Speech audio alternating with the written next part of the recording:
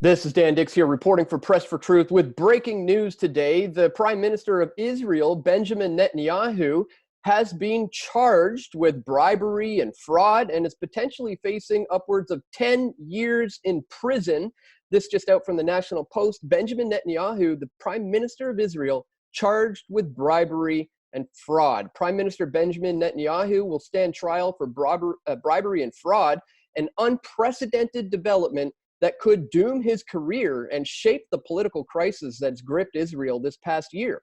The 70-year-old Netanyahu will be charged in each of the three cases in which he was entangled, the Justice Ministry said in a statement, painting the picture of a leader who abused his position to take gifts from wealthy friends and sacrifice the integrity of his office to win favorable media coverage. And joining us on the line to help us understand the implications of this huge breaking news is our friend Jason Bermas. Jason Bermas on YouTube is the site. Jason, thanks so much for joining us here today to help us understand what's going on here, the massive implications of this.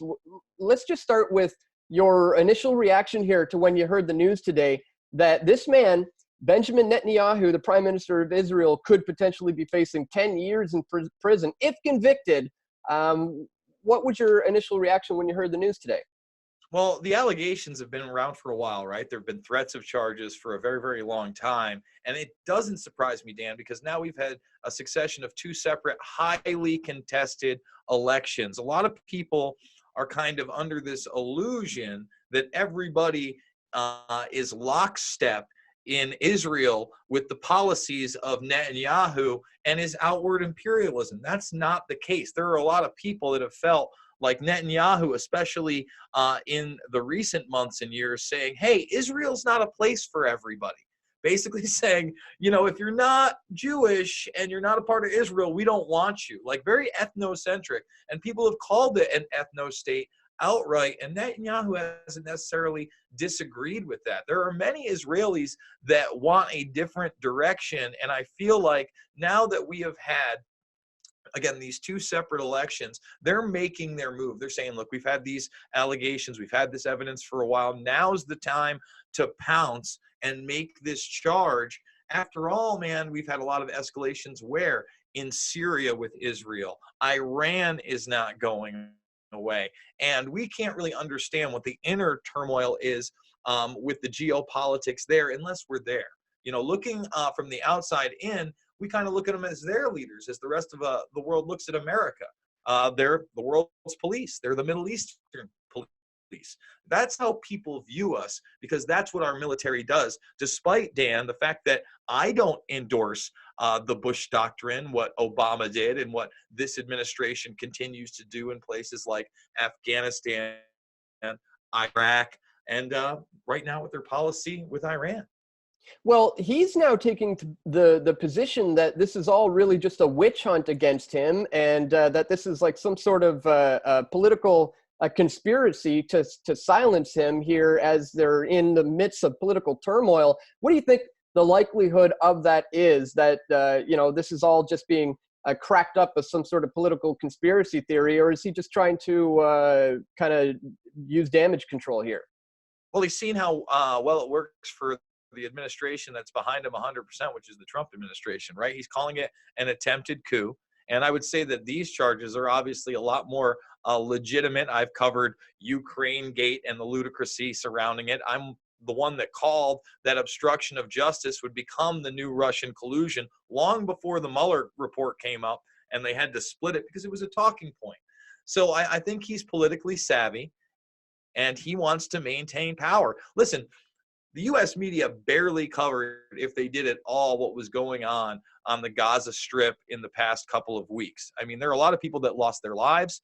There were missiles shot on both sides from Palestine into Israel, and from Israel, there was a bombardment in Palestine. Literally a media blackout. You can't expect that every single Israeli, especially with such a vehement split in the political parties as shown by those elections, with people not saying now's the time to strike and move. These are their neighbors. Dan. There are a lot of people that don't like seeing bombs and missiles go off in their neighborhoods. So I really think that this is probably motivated by the fact that, again, he has not pulled back militarily. He is extremely aggressive, and he is somebody that has been challenged by his people before.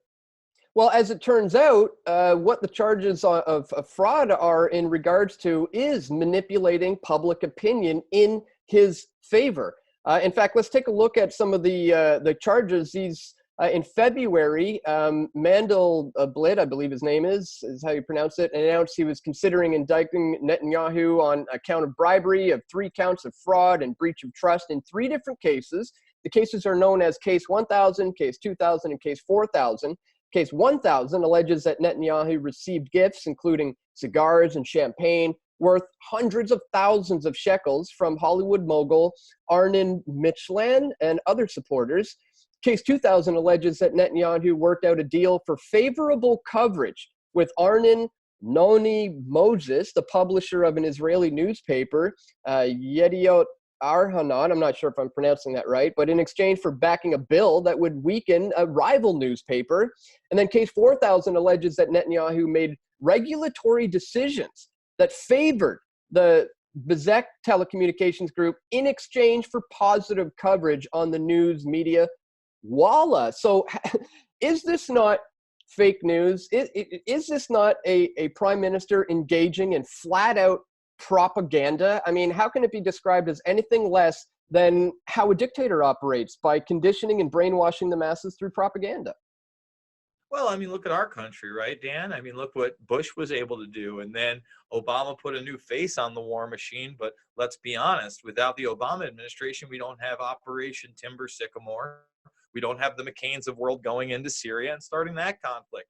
And as much as this administration says it wants peace, and it sounds good, and I like it when Trump talks about the military-industrial complex, we've done the same exact thing. And there are no people up in arms in this country. And what I think is unfortunate, instead of legitimately going after the administration for their policies in Yemen, which were just briefly touched upon at the debates last night, you know, this is the presidential debate. You think that would be a focus? Hey, this is the worst genocide of our generation. Hey, we're backing Saudi Arabia doing that. But even when they treaded lightly on that. And the American people, I mean, I would say 98% of them, I know you're in Canada, but 98% of them probably couldn't point Yemen on a map, let alone Saudi Arabia.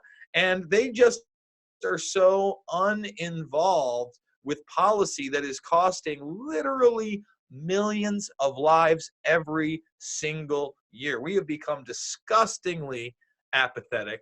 And I think that this is more of that symptom. However, when you are in a much smaller region, people don't understand. Again, they're not geopolitically savvy. Dan, Israel's not a big place. Palestine is an even smaller place. It would be like, you know, I'm like 60 miles out from the Pennsylvania border. It would be like if somebody launched missiles into Scranton from where I lived, and I'd be like, holy, whoa, things are going down. You get a little bit more involved there. And again, this is an administration. Netanyahu's been around a long time. He's been contested a long time, and there hasn't been a challenge out there. I think that people are just fed up internally, and he's playing that smart political card. After all, he loves that the Trump administration said, Israel, Golan Heights region, yours. Go for it. Just take it. No, seriously, not mine. Just take it. Well, himself, much like the criminal elements in the U.S. government, have been caught before manipulating politics by the use of potential false flags. Now, I don't want to venture too much into the skepticizing about what may or may not happen, but I mean, considering the history of these regimes in these times of uncertainty, causing certain acts of chaos in order to generate a certain reaction and a distraction, in order to clamp down and gain a victory. Could you see that? Is there potential? Are we seeing the calling card, all the telling signs of a potential false flag coming from Israel? Well, that's a good question. I would say they remained very silent when all that sketchy stuff was going on in the Gulf with Iran. They really waited for the United States to assure us, Iranian Revolutionary Guard and limpet mines and drones before they even weighed in. And I would like to point out that's the same strategy that was revealed from the Wexner Foundation. Now, a lot of people are not familiar with this document by Frank Lutz that came out post 2003 after the fall of Saddam.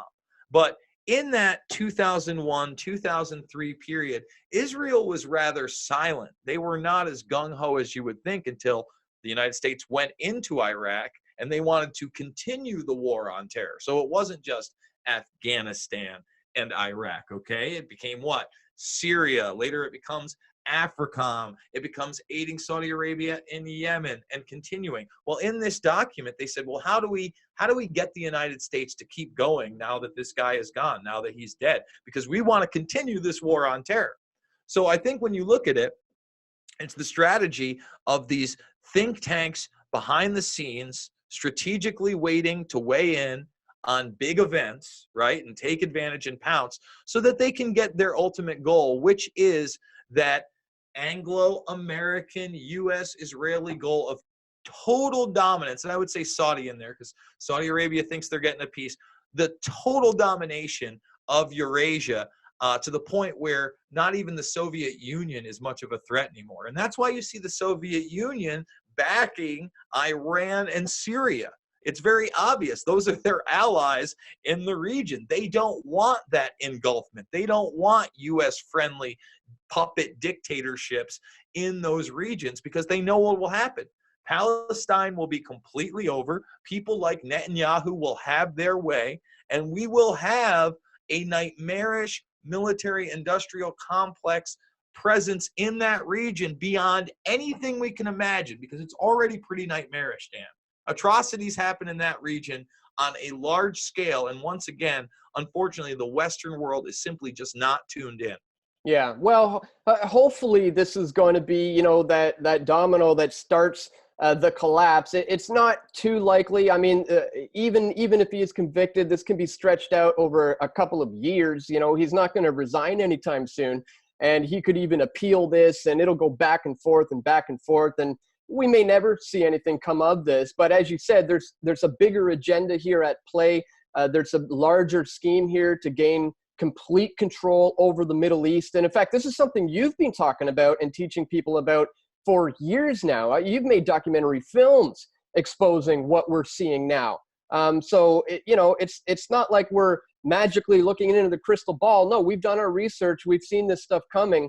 So maybe we can, maybe you can point some people to where they need to go to learn about this. Because honestly, Jason, if we don't understand some of the things we've gone through in the past, in history, we're doomed to repeat it. So why don't you tell people some of the documentary films that you made that have essentially explained this whole New World Order agenda that's happening, particularly in the Middle East?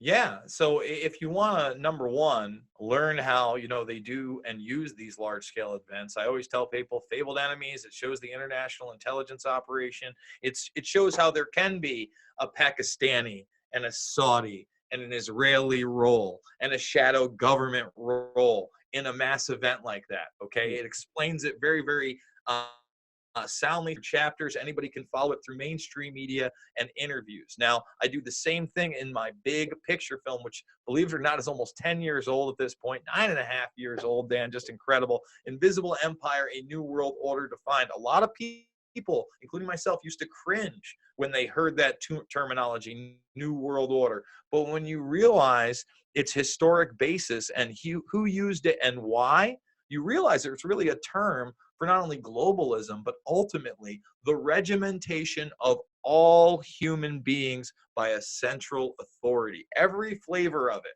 whether it be Hitler's flavor of it, or George Bush Sr.'s flavor of it, or Kissinger's flavor of it, et cetera, et cetera. That's what it ends up being. So I take you through that. And, just to kind of go back, if you want to just look at documents, I mentioned that Wexner document. Why? Because Leslie Wexner was the main client of Jeffrey Epstein and Epstein is in the news. And to understand that a guy like Wexner wasn't just somebody who had the limited and models and pretty girls, but hey, that's a great way to recruit young women into sex slavery, just saying.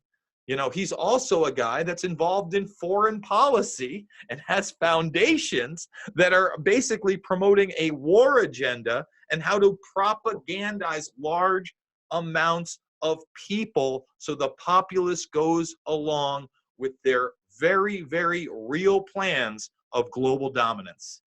Unbelievable, Jason. So many things going on behind the scenes. I mean, we get little snippets from the mainstream, but thankfully we have channels such as this and channels such as yours that can actually, sift through all the propaganda and find all these truths to bring to the people. So I want to thank you for that and for helping us break all this down today.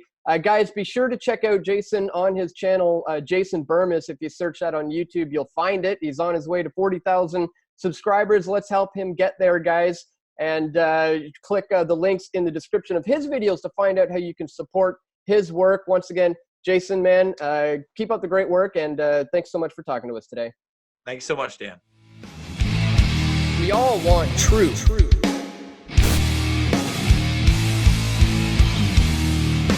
The truth will set you free.